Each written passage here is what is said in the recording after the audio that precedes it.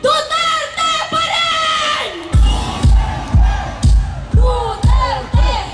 Duterte! Duterte!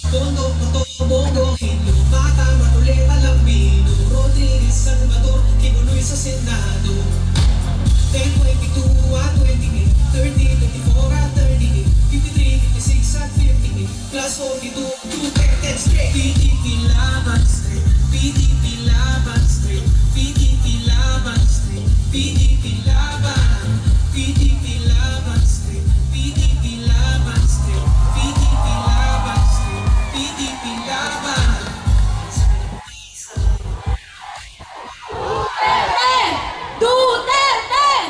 Duterte!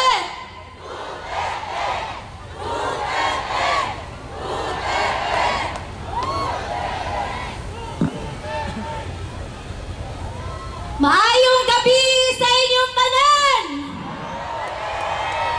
Magandang gabi sa inyong lahat! Ako si Veronica Kitty Duterte, bunsong anak ni Pangulong Rodrigo Roa Duterte!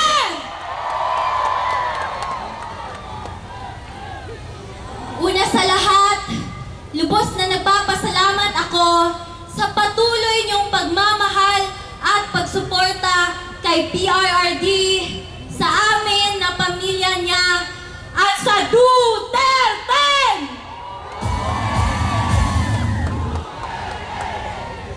I believe it speaks volumes on his strategic approach to trust these public servants to be the next leaders of the Philippines.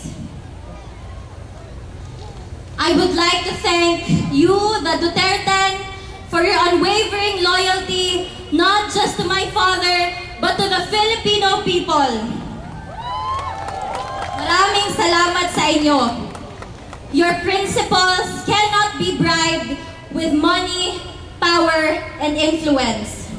It will not be forgotten. It has been my greatest honor in my 21 years. It has been my greatest honor to stand and fight for my country, my fellow men, my family, and for my father who loved me into the woman I am today. Bago siya kinuha sa akin, the night before it happened, magkatabi pa kaming natulog. I asked him, "Dada, what's gonna happen to you?" And as a father who didn't want his baby girl to worry, he responded with his usual phrase, "Sus, wala yan, maniwala ka dyan." To my dada Rudy, who will be watching this later, pinalangga ka ni Kitty, ayaw na kalimti. Know that I remain unafraid, unbent, and unswayed, just like you. Your battle is my battle. Mabuhay ka at mabuhay ang Pilipinas!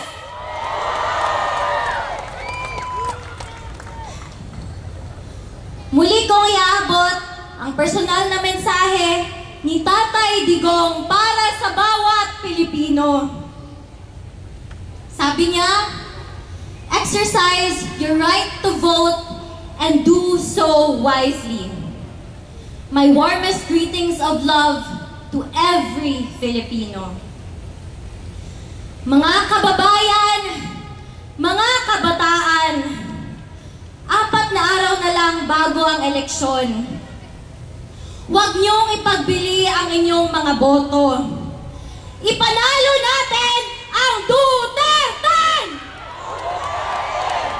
Duterte! Duterte! Maraming salamat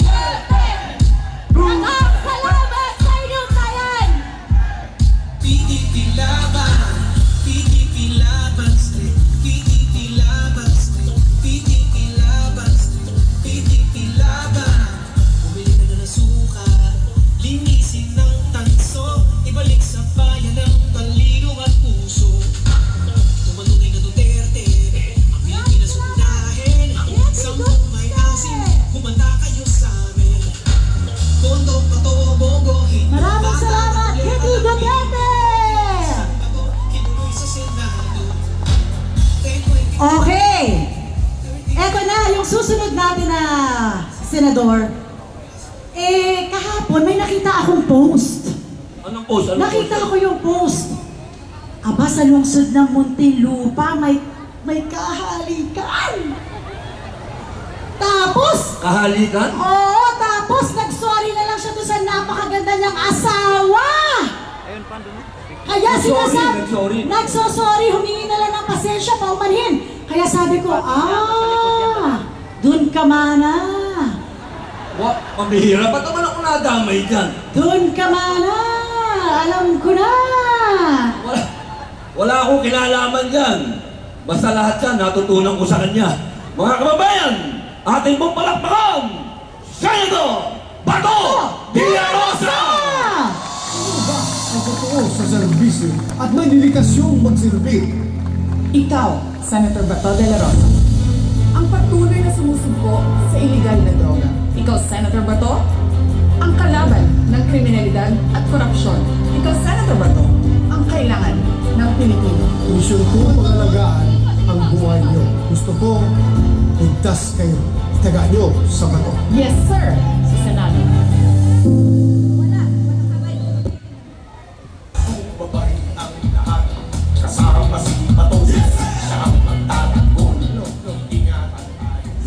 Magandang gabi sa ating lahat! Ano magmatamplay kayo dyan?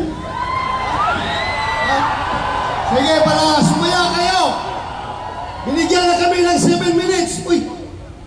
6 na lang! Kantahan ko kayo ng 5 minutes, tapos magsalita ko ng 1 minute. Sige! Fight!